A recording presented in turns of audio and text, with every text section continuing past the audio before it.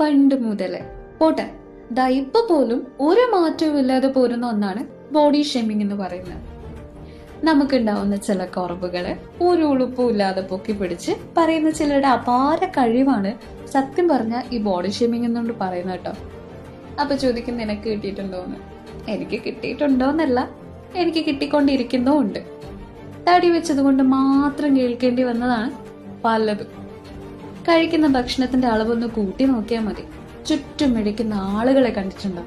ഞാൻ കണ്ടിട്ടുണ്ട്. അസുഖം വരുന്നത് പോലും നീ ഒത്തിരി ഭക്ഷണം കഴിക്കുന്നുണ്ടാ എന്ന് പറയുന്ന MBBS പോലും എടുക്കാത്ത ഡോക്ടേഴ്സിനെ ഞാൻ കണ്ടിട്ടുണ്ട്. അപ്പോ ഞാൻ ഇങ്ങനെയൊക്കെ പറഞ്ഞത് കൊണ്ട് ബോഡി ഷേമിങ് എന്തായാലും അവസാനിക്കണം എന്നില്ല. കാലക്രമേണ അതിങ്ങനെ കൂടിക്കൊണ്ടേയിരിക്കും. പക്ഷേ മറ്റുള്ളവരെ കളിയാക്കാതെ അവരെ അക്സെപ്റ്റ് ചെയ്തുകൊണ്ട് പോകുന്ന ഒത്തിരി ആളുകളും ഉണ്ട് കേട്ടോ നമ്മുടെ സൊസൈറ്റിയില്.